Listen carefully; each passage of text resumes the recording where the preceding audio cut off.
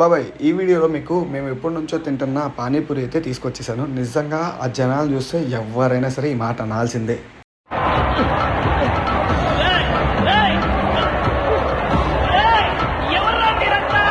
ఆ జనాలను చూసి నువ్వు గనక వెళ్ళిపోయావో ఇంకా వేస్టే అనుకో.